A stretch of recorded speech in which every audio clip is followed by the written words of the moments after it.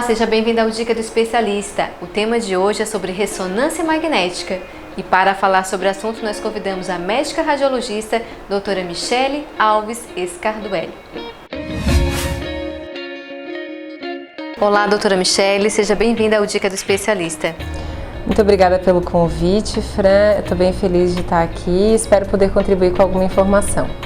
Vamos falar de ressonância magnética. Fala um pouco pra gente sobre esse aparelho. Então, a ressonância magnética é um equipamento que produz um forte campo magnético que, através de ondas de radiofrequência e interação com o corpo do paciente, produz imagens de alta resolução que a gente estuda nos 3 planos, no axial, no sagital e no coronal. O paciente é fatiado e essas imagens são então produzidas durante a realização do exame. E qual é a indicação clínica para esse tipo de exame? A indicação clínica da ressonância ela é muito ampla. Se a gente for dividir então por regiões de estudo, assim, na parte de músculo esquelético, ortopédica, então o estudo de tendões, músculos e ligamentos é feito de forma bem minuciosa. Quando da avaliação de estruturas neurológicas, então pacientes que têm atrofias, Alzheimer, demências, avaliação de AVC são bem avaliados. Exames de pacientes que têm alterações na coluna, como hérnia, doenças degenerativas também. E na parte abdominal, a gente pode avaliar todas as estruturas de dentro do corpo, com uma avaliação então minuciosa de lesões do fígado, do baço, do pâncreas, da vesícula, dos rins. Quando a gente fala da pelve, ela tem uma grande aplicabilidade na avaliação da endometriose, das afecções da próstata, doenças do reto, de tumores ginecológicos e do intestino. E como é que é realizado esse exame? Assim, como paciente, estou chegando na clínica hoje, vou fazer esse exame. Conta pra gente como é que ele é feito. Antes de realizar o exame, o paciente vem para marcação e durante a marcação do exame ele recebe várias orientações, se precisa ou não fazer jejum, se tem algum tipo de preparo intestinal ou não. Quando ele chega na clínica, é feita uma entrevista minuciosa para ver se ele tem algum tipo de problema ou qual que é o tipo de problema que vai ser avaliado, que vai ser estudado durante o exame. Ele recebe vestimentas próprias, é orientado a retirar todos os materiais metálicos e os equipamentos eletrônicos do corpo e deixar fora da sala do exame. Depois recebe protetores auriculares, porque dentro da sala de ressonância os ruídos são muito altos, que são projetados da máquina, e por cima da estrutura que vai ser avaliada, se for o joelho, ele recebe uma bobina que aumenta o campo magnético e melhora então a avaliação e a definição da imagem dessa região. Se for da pelve, então vai receber uma bobina que cobre a pelve e fica em contato com a pelve, então para fazer melhor a avaliação dessas imagens. Depois ele entra no tubo do equipamento da ressonância e lá dentro ele precisa permanecer imóvel durante toda a realização do exame. Qualquer movimento de corpo, durante essa realização do exame prejudica a realização e a aquisição das imagens. E na hora que o médico radiologista vai fazer a avaliação, as imagens podem não estar de forma mais adequada e com a clareza necessária para essa avaliação. E vamos falar um pouquinho da questão da claustrofobia, às vezes, na realização do exame. O que pode ser feito para essas pessoas que às vezes têm ansiedade, enfim? Isso. Cada vez mais comum a gente tem problemas relacionados à ansiedade, à claustrofobia para a realização do exame. Então, algumas orientações, algumas coisas já ajudam o paciente. Primeiro, mostrar o equipamento para o paciente antes mesmo dele vir realizar o exame, já no momento da marcação. Isso ajuda bastante.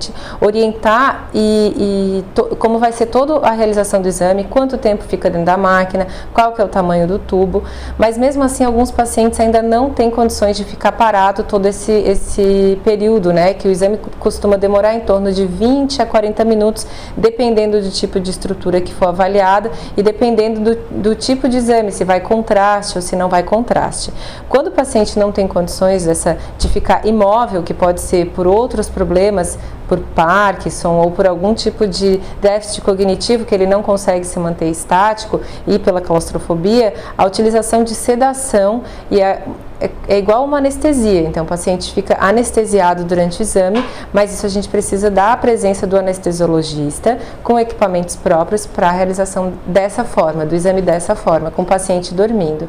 Isso não é feito de forma rotineira. Em geral a gente prefere que o exame seja feito sem sedação, pelo tempo de exame ficar mais rápido, pela recuperação do paciente ser mais rápida mesmo. Agora vamos falar um pouquinho do diagnóstico, né? Como é feito?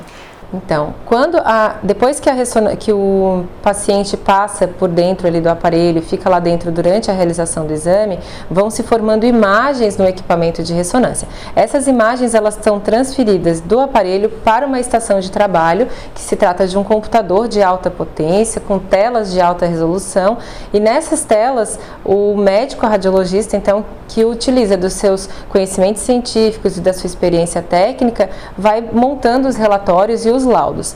Quando o paciente o que ele recebe são as imagens impressas num filme como esse, ou como outros filmes parecidos com filmes de radiografias, juntamente com o relatório. Tá, e doutora, vamos falar das qualidades desse exame e se tem alguma contraindicação. Sim, o exame de ressonância ele é um exame muito bom, ele tem muitas qualidades, ele é muito refinado, ele consegue avaliar as estruturas de forma muito fina mesmo, mas é muito importante que a gente lembre que a ressonância ela se presta para avaliação de estruturas específicas, de doenças específicas. Não se costuma fazer ressonância como screening ou como um exame preventivo. Se o paciente tem um problema no joelho, ele vai fazer uma ressonância do joelho. Se ele tem um problema na pelve, ele vai fazer uma ressonância da pelve.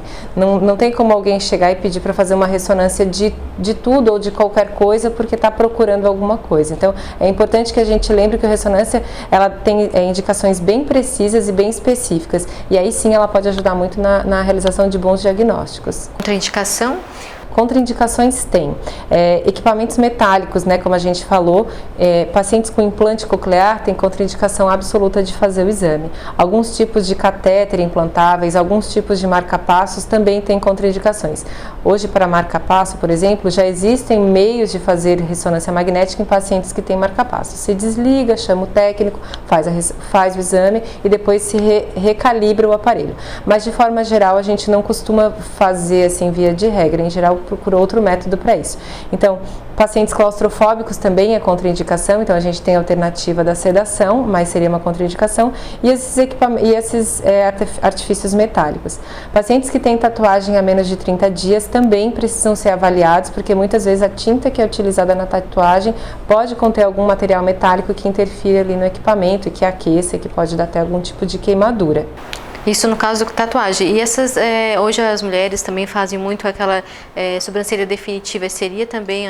É o mesmo tipo de procedimento, porque apesar de não ser tão profundo a aplicabilidade, tão profunda a penetração da tinta na pele, também é um tipo de injeção de tinta, né? E aí essa tinta a gente às vezes não sabe qual que é a origem. A gente vai para a última pergunta aí da dica do especialista, e quantas ressonâncias, assim, tem alguma contraindicação para várias ressonâncias? Por exemplo, eu fiz uma ressonância, só posso fazer uma por ano? Como é que funciona? Não, a ressonância ela não tem assim uma contraindicação quanto à quantidade de exames para fazer. Tem pacientes que chegam para fazer muitos exames ao mesmo tempo. Geralmente são os pacientes que avaliam o eixo neural, que a gente fala que é crânio, coluna cervical, coluna torácica e dorsal. Em geral, quando são muitos exames de uma vez só, não é feito. E por quê? Porque pode aumentar o aquecimento do corpo e aí não é interessante fazer. Então se divide esses exames. Mas ao longo do ano, se o paciente tem um problema no joelho, no mês, faz a ressonância de joelho. Se tiver um problema em outra estrutura, pode fazer a ressonância de outra estrutura. Não existe uma contraindicação de números, mas tem que se usar com parcimônia. E o mais importante que eu vejo é que a ressonância seja feita da estrutura que precisa ser avaliada. Se o problema está no joelho, não dá para fazer exame da perna inteira, o exame vai ser só do joelho, entendeu?